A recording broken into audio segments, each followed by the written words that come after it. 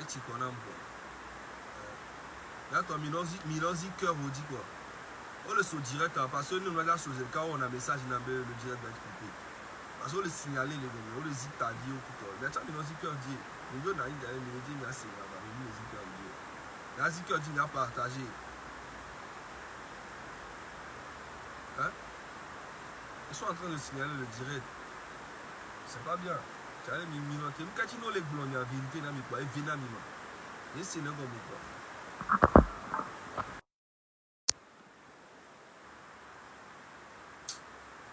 Quand les bons vérités, il est signalé direct, on le souhaite, on le souhaite. La chame, il cœur dit quoi? Parce que on le souhaite, je ne vais pas t'en souhaiter direct avant,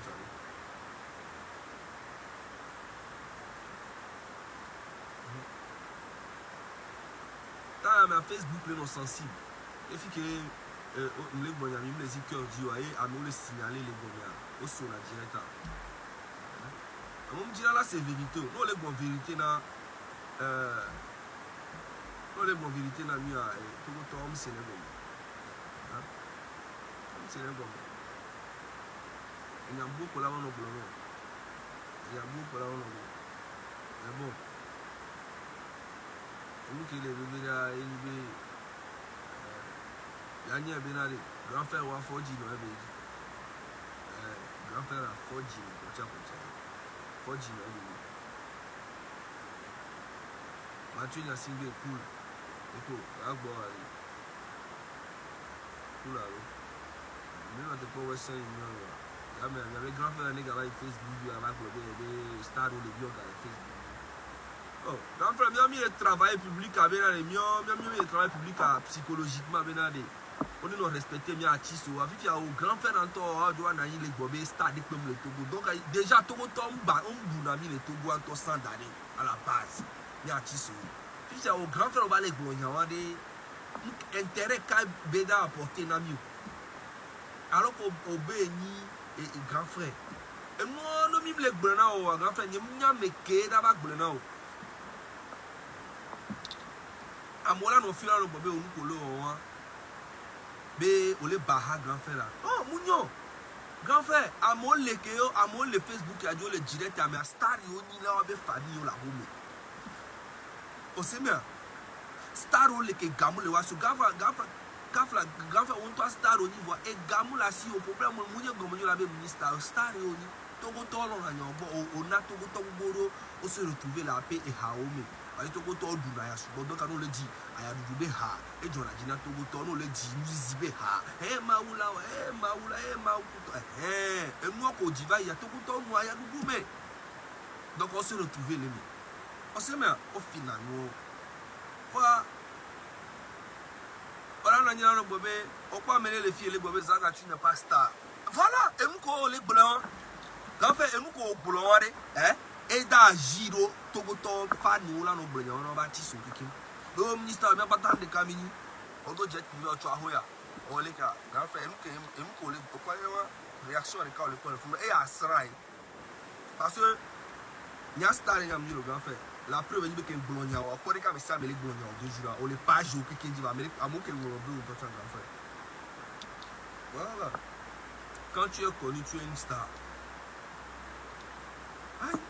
À mon les filles, on me dit, on ne peut voir, et bien, il y a une star dans les familles, où il y a une tola, où il y a une famille. Hey, star est béni dans les familles, tu sais. Oh, bah, tu vas voir, une star est béni. Non. Les stars est comme le Togo. Grand frère, on regarde peut-être le star de Togo, sinon, il y a une star. Il m'a babé. Ah, mais beaucoup de les, on a voir au ni Zaga, moi, idolâtrie, dans mon coach. Ah, mais beaucoup de les, on a voir au ni Zaga. Vous savez, mais dans ce qu'on respecte bien écouter. Voilà, dans la musique, il n'y a pas d'âge. Maman n'a pas et puis il y a un grand frère, et si il y a un comme grand frère, il y a qui n'a pas grand frère, il y a un partout les cas, à vérité. Et il y a quoi avec clash, il y a un problème. C'est bien. Et ouais. César Beluga, il y a le film. Voilà, César Beluga, ben un star, ben oh, Grand frère, ebe famille on la bidie, ebe fan on la bidie, eba mo la bidie, à moment ba no po ebe star. Va grand frère, mia pata et moi mi le jano do nya mu site le combat, mi le combat so ka gberegbe, mi le vidéo, mi le direct, egbe ano si direct à mes 200, à mes 300 on a connecté, à mes 500 on a connecté, Togo be réseau a dia. Fierté beni grand frère, on participe dans le développement, on mia au développement. Egbe a ocha on va le Facebook a dit au direct au moins à mo 3000 vues. Voilà. À 3 fois que nous vidéo, il y a 20 000 vues, donc il y a 17 000 de différence. Les Nyoko Domé, présentement. Au point de grave, nous avons ça va y a. Et tout, vous avez fifi. Nous avons mis les développer, moi, mis les sons, moi, sur les niveaux bouquets. Quand on a un niveau, on l'a gogomié, on l'a respecté, il y a mis la fion. Voici, on l'a vague avant de bébé, bébé, il y a un monnaie dans live, un monnaie dans les. Mais quand il y a un moment, si je ne peux pas que je n'ai live, elle en live, voilà. Des moyens moulins. Tu peux payer tous les musiciens, mais il y avait gamin à grand frère. On tourne à faire la mignonnerie. Les musiciens ont nagné, amour, couteau. Mais nous changé. Ils développer, nous changé. Donc, il y a mis les games. Voilà.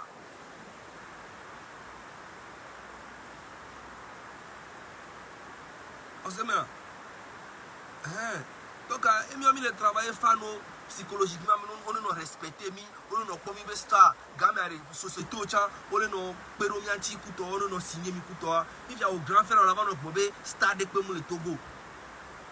Et en même temps, on les bio benade, les nouvelles générations a signé à qui ça met ton qui au Kobe, au Dotala, au Mpogo le Navo, au Sozerika, et la nouvelle génération, c'est tout fan au lemer. Les tout fan au lemer, le passé que non à Zerika, parce que fille que mou doit passer, il y a un va sous les fous.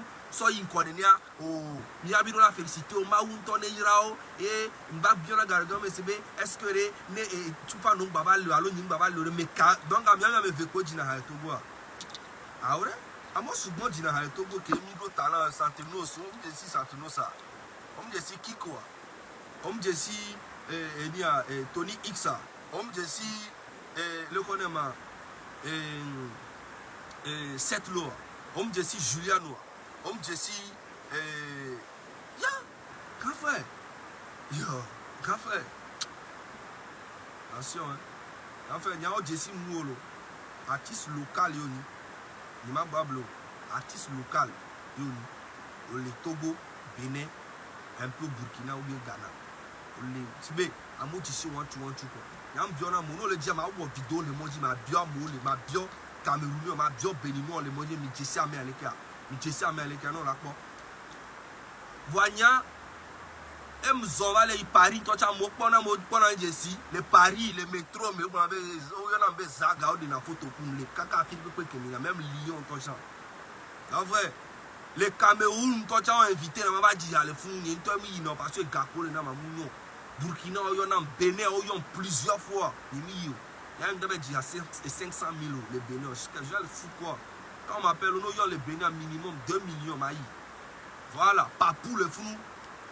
On m'a bio le fou, on dit ça, mon grand frère. Tradition, Kora au Hola. Dès qu'on nous la tradition, Kora à Kohoa, meilleure tradition là, dès qu'on nous le Kora au Hola. On sait, mais voilà, nous regardons le Togo, là, grand frère. Stanley, là.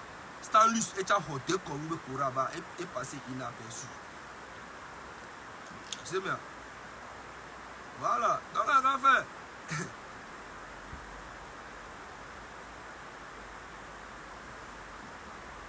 On se met là.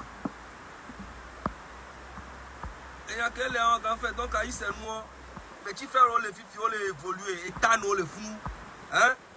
Blacky, on les pousser, nous, on mon couteau, grand frère. Voilà, donc on va faire. Oh, ici, nous, on a mis. Il a mis les filles qui a mis les niveaux de qui il m'a pas naïf qui on peut tomber dans les net à dire voilà on se met on le pas vivre à moi les filles on le zoomer on le pas grand faire à moi les filles on le zoomer mon frère hein à moi les filles on le zoomer mon frère parce que nous blanc à Togo tonton les mal éduqués fan les mal très mal éduqués on me respecte l'ami on va les bonnes ne bien mal on sort. On sait bien. Grand frère, on nous sous le Togo, on va y voir. mi le respecté o ambassade be mi le vono alo mi non. Oh, mi la bimbo baba me nyode. Mi ça me la si tu la ya homi. Voilà. Il y a quel fifi là. Oh, il y a un grand frère avec quoi? Parce que grand frère a chamou yon kon yo voir. Nous que le blanc, ça me concerne. Bon, il y a un qui a m'a bloqué à Paris parce que on le pompo me d'assis donc on le continuer. M'a bloqué aux élecats Paris. Bravo, m'a battu mon écho. On peut vivre là et on visite. Et on visite.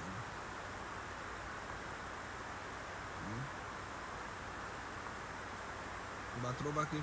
On va le faire. On va ziner. Parce qu'il y a une balle pour compéter. Voilà. Je vais passer des coups pour la connaître.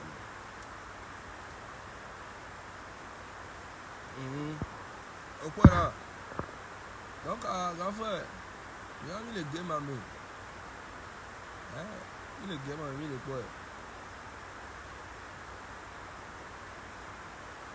C'est bien. Et nous, les mois, mais sous bord, nous pas laisser comme ça. Là-bas, c'est comme ça, grand frère. Il est noir, mais pour moi, et moi, petit vieux djihadbenade. Et à moi, le djihad, le loi, mais plutôt, ça, comme ça, là, le bobo, le ministère, oh, tchao. Et lui, en toi, c'est que toi, djihad, et moi, tu veux djihad, nous sommes, il n'y a pas besoin de balo qui est mis sur là. Gâteau, les astandiers, au balai, en vie, il n'y a rien à ce qui est mis sur là. Voilà. Maté bobe na nous jet privé à l'homme avec quoi. Nous sommes les blancs. Go be nyare amener le taguer parce que amener le taguer les go be nyare les go. On est bien go c'est benadi. On est bien go c'est benadi. Nous que be rêver na be ya e be il rêver na be ani star. O boulene zireka animateur o boulene tu l'es déjà. Tu es déjà une star. E be AOB il dit vie de star. Il y a une différence.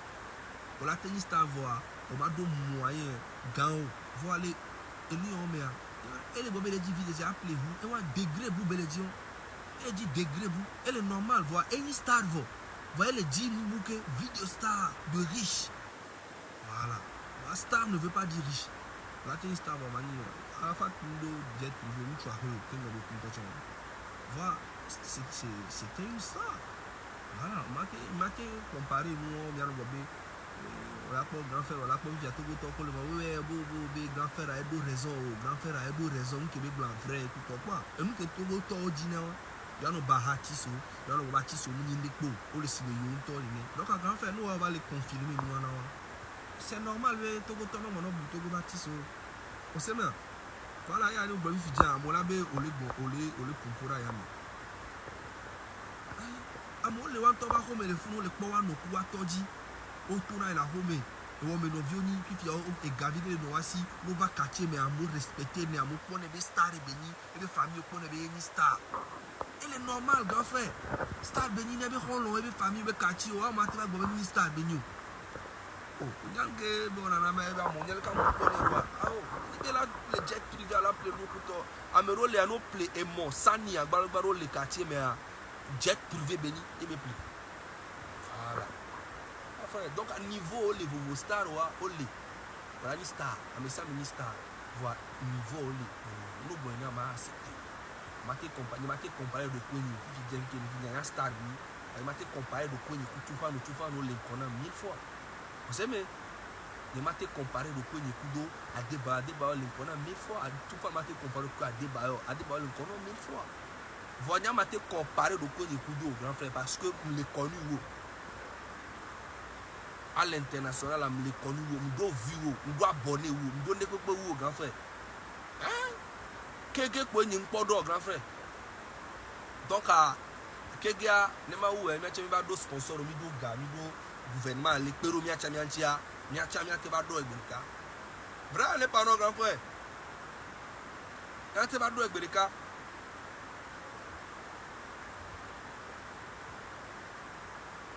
Oh, c'est bien.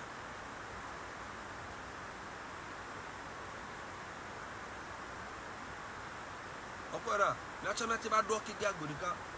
Donc au que là va pero mianchi mia petit frère au tibinari au milieu wa vunto star au mini kuto et nous que milieu wa nyonto fia au grand frère a joie le bobé il pona togo to bâtis lo bonabe oni star e di na ko kunente jona de ko se besko nyan kento eni o se nous que ni star bomber et a mini bo la be ni star va no Facebook dia no bio gabe a so de album to amini o et puis j'espère be DJ Mac j'espère be on l'a invité me appeler moi. Hein, on l'a invité parce que nous moi invité, moi faire au plan parti. Parce que le pompo le direct avec vous de me laisser. Blenao, effectivement, on l'a trop eu un tcha, ma va direct ou à mes là pompo les me blenao no blen, attends no blen les go de avec blenao, il respect qu'on soit les numéros, le parce que il va non prendre parti. Grand frère, il va non prendre parti. Il va non prendre parti, on est mis là dans notre musique en vrai. Il y a Tomi et nous tonton Béni Milon, mais non prendre parti. Respect au sol et dans grand frère qui va pour pouvoir et inviter ma respect tout la son âme. Respect la son âme et satisfait que là bas émission. Voilà. Parce que dans fin d'émission, garé que gamin non a connecté les nous on commenter dans ton genre. Voilà, on commenter dans on parce que émission propre au sol les pères qui sont voilà. Une chambre de la émission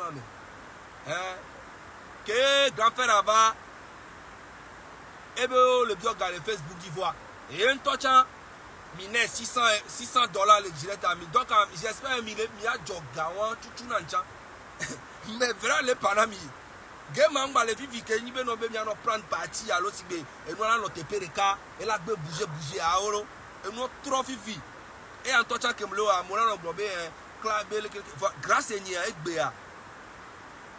Il y avait grand frère à me ça, mais les mêmes photos, elle est dit ça, la fille que le globe, parce que grâce à Nia, ça gagne bon, il y a mes ça, mais les partager les pages aujourd'hui. Et nous qui sommes showbiz qui nous représentement, nous m'avons reconnaître les globe, ça, mais là, c'est bon. Grâce à Nia, moi il passe aujourd'hui, on avait nos potes DJ Mac, on avait nos potes Beleke. Grâce à Ocha, on a été wondé que on a à Mola va yombe. Voilà, communication. Puis il y a un mélange qu'on dit Babylone, on a ces games à moi. Yo la toi la iji kuto parce que minaga grand frère allait boire même benyam les bio gars Facebook dilo. Va minaga grand frère en toi le noaji. Et voilà, on faut dire ben d'argent ben nous on top bon à ça va. Et into la cloque a dit ça les et pas orphelinat. Grand frère, il a mis les clés vendolo. Puis on a nous c'est mis grand frère, on pas garo. De ma bablo, clé vendolo. Il c'est nous grand frère. Tu as les bonheur pas jeji on a mis. Ya. Amekolo catégorie bendo Tony Tossi, merci beaucoup. Amerolo award de Olo award. On va les sommes les deux meilleurs clasheurs. C'est bien nous que mi bana ham tolo. Mau. Ne mi muden konyele. Ntande que na mine organisateur a muden konyele ya ben moi meilleur clasheur ben moi me wa. Hein? Organisateur a porté plainte contre les Lomé. Vrai ne pas non lo. Vanen pas plainte am da marché wa ne mule o ma soif for de canon wa. Nous que dire au son imaginer va les associer à peu foutaise ou on l'a expliqué là. Ma soif for de canon ma so koje. Ntande que non. Donc on den konye le noa me wa meilleur clasheur ha pas mais non. Ne ko le cha ha. On va les sommes de catégorie ka meilleur clash ne ko le ha. Ne ko le onwa. Mba dem le catégorie wa mo ameke nyamnya meke o. Mi ba dem le mo ne makpo ma se amanya meke organiser no ne belakpo. I dem le noa me zereka lo magbona mi zereka. Ha ba me be nu komi le o. Mi ba le bo be mi ya go. Influenceur du Togo à Mineso Adebayo Toufan Blacti Santrinos. Donc c'est comme il est pas que tu es Togo Tom grand frère, on est pas que tu es Togo Tom Ombuna mais déjà à la base. Si tu vas aller comme ministaro, au point colo zika. Au point colo. Au point là. Et nous on mis les deux les game mais Et nous, on a les deux les game mais depuis très longtemps. Les là sommes nos catégories meilleurs clasheurs, mais nous. Si le bel écho. Et il y a les quelques me les gloires, il y a les cas à Mola, il avait dit, il pas, j'avais pas nous parce que l'Amérique comme Nyam qui est toi, tu vois Nyam, toi leur promotion ami. Vrai les pas ami. Nous qu'on avait influence à eux. Grand frère, et nous qu'on avait influence à eux. Mini clash yo. C'est une émission à 2 jours, 3 jours après. Mbado Chinoa, il y a mobile Nyachabo émission. Quand on les partage, la Philippe a mobile raison, Amerobo, raison, Amerobo Zaga, Amerobo Zaga, en vérité, on les pas Amerobo, et voilà, game à mes millions. Hein? Il y a bien un fou, il y a un dos, il y a grand frère, grand frère. On le prend que Togo déjà les Bahamia, la base en toi, les fausses. Les collations est nié. C'est bon, là, influenceurs, les Togois, à mes codes influence les réseaux, les mondes dans les Togois, on a ça Blacti, Santrinos, Toufan, Adebaye, Zagama, c'est, elle est normale. C'est bientôt m'imaginer, mais elle est normale. Elle est normale. Elle est normale. Et nous, quelqu'un désordre venir. On va les damper. On va les sombrer. On les meilleurs clasheurs. On va les sombrer. On les sombrer. On va les tchaker pour matcher Yassibé quoi. Tchale? Hein? Il y a comme matcher Yassibé, mis les catégories de camé. Tchale? Dans match. Ma, à mon paraham, les Togo, il va pas bro. Ma,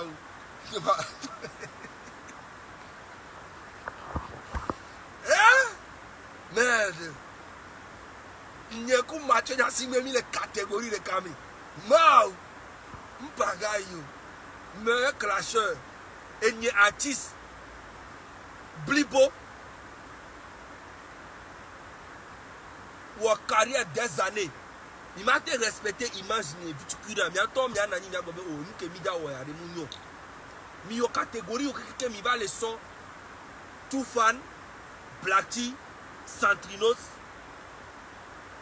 Adebayo, influenceur de Lomé. Il y avait catégorie, nous qui béni, nous qui t'ont combien béni millions.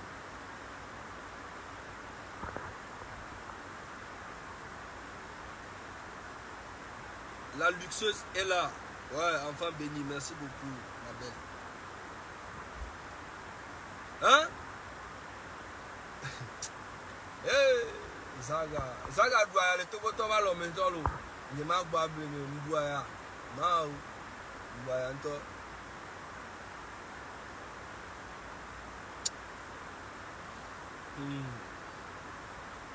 Et il y a beaucoup de Mathieu Nyasimbe, mais les catégories de Kami.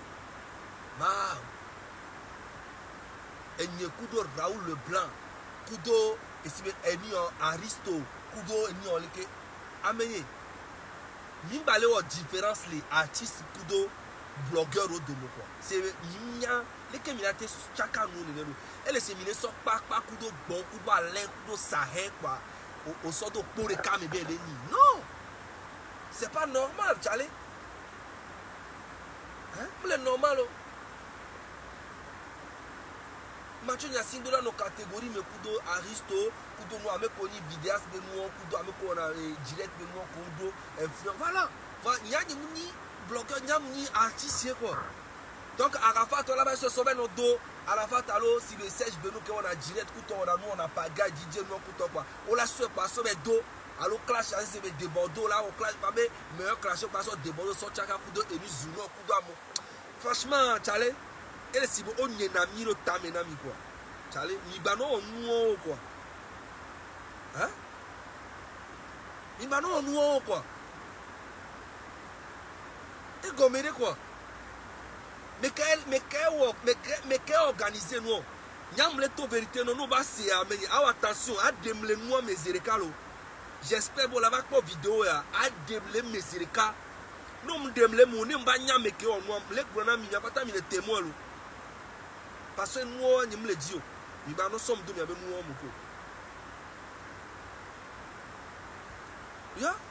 Mais quand nous sommes artistes, quel est le fou qui est d'eau influence sur nous? Artiste quoi? Présentement, qui est Sam Smith, Mbakono là, on va les sommes de catégories de mes bénards et meilleurs clasheurs.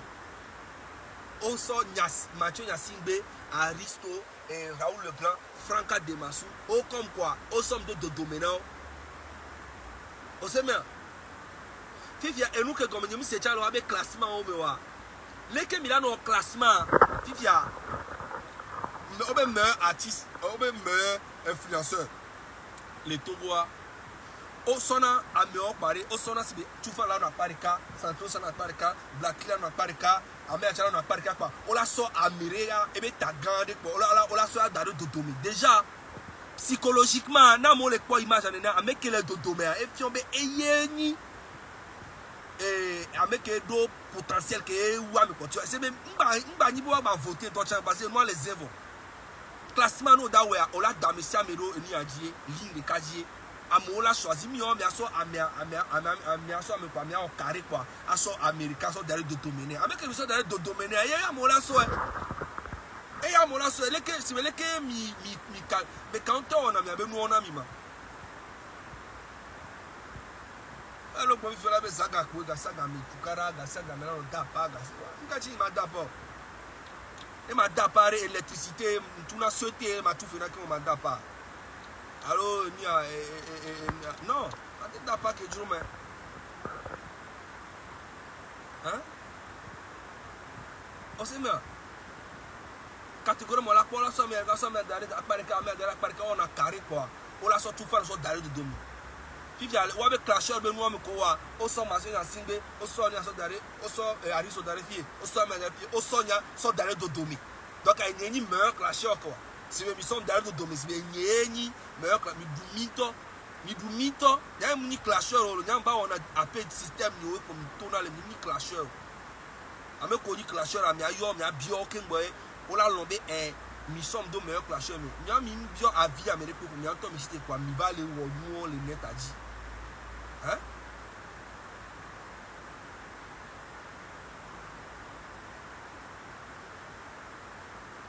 Micré, ni à catégorie, ni à meilleur amoureux, ni à son Landry Tchandeme, ni à son Améro Tchandeme, ni à son nous, à me couper, ni à son amour de ni à son amour Rodney Foster, ni à son Rodney Foster demain, ni à son Landry la Cassemeur, ni à amoureux, à son de, ni à son Kudo, et ni à Rodney Foster. Hein? Ni à son Landry la Cassel.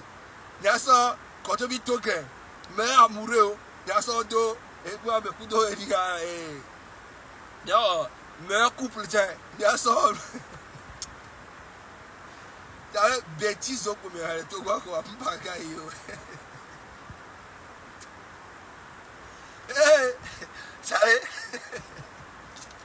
Alors, bien, meilleur costume, il y a ça Landry, coup d'eau, et il y a, dans le blanc, il crée une catégorie au coin, il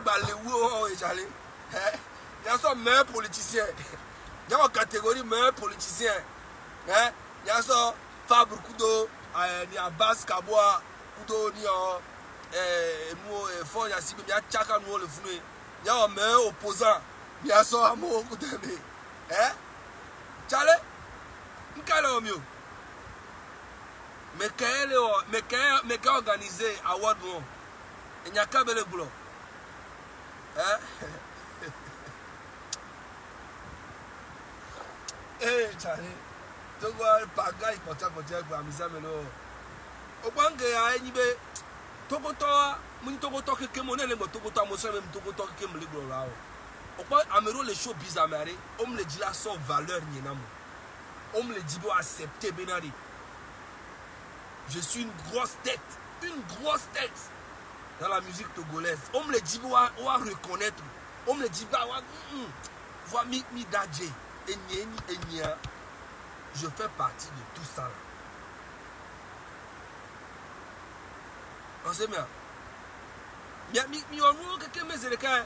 y a créé catégorie de meilleurs adoués, mais adoré de l'homme. Miako ameko miako miaso chake. Miaso meilleur nia lele et miaso mi crée nous comme même il est créé nous mi crée nous beaucoup zerika. Ba mi ça me la dit afile to. Hein? Parce que mais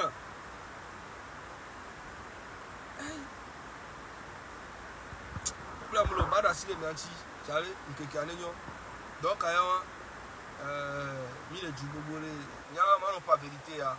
Loko mi la wume, e mi wumo ya ne blague ya.